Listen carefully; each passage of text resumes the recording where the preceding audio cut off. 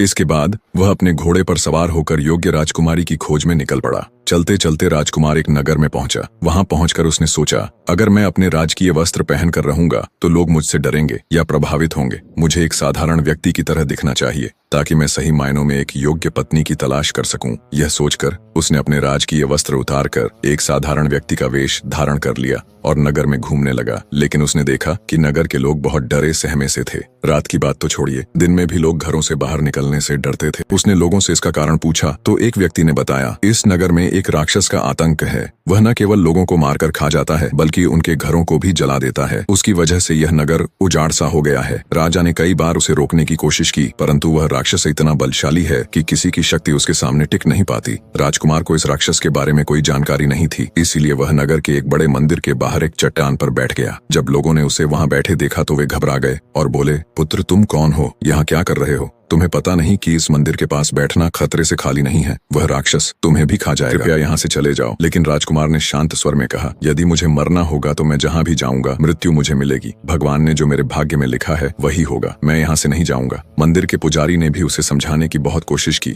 बेटा, तुम देखने में बहुत अच्छे परिवार के लगते हो, सुंदर और सुशिक्षित भी हो। यहाँ व्यर्थ बैठकर राक्षस का आहार क्यों बन रहे हो? मेरे साथ मेरे घर चलो, वहाँ सुरक्षित रहोगे। लेकिन राजकुमार ने मना कर दिया और कहा, नहीं, मैं कहीं नहीं जाऊंगा। अगर मृत्यु मेरे भाग्य में है तो मैं यहीं मरूंगा। जो भगवान चाहेंगे वही होगा। राजकुमार की जिद देखकर लोग धीरे धीरे वहां से चले गए और मंदिर के चारों ओर सन्नाटा छा गया। राजकुमार उस चट्टान के पास एक विशाल पेड़ पर चढ़ गया और राक्षस का इंतजार करने लगा। जैसे जैसे रात गहराती गई, एक भयंकर राक्षस वहां आ पहुंचा और चट्टान पर बैठ गया। राजकुमार पेड़ की शाखाओं से छिपकर उसे ध्यान से देखता रहा। उसने सोचा, तो यही वह राक्षस है जिसने इस पूरे नगर को डरा रखा है। राजकुमार ने अपनी तलवार संभाली और पेड़ से कूदकर राक्षस के सामने प्रकट हो गया। राक्षस ने जैसे ही राजकुमार को देखा, वह क्रोध से चीत्कार करने लगा, कौन हो तुम? क्या तुम्हें नहीं पता कि मैं इस नगर का राजा हूँ? मैं अत्यंत बलशाली हूँ। क्या तुम मुझसे युद्ध करने आए हो? अब क्या होगा जानने के लिए वीडियो को लाइक करके चैनल को सब्सक्राइब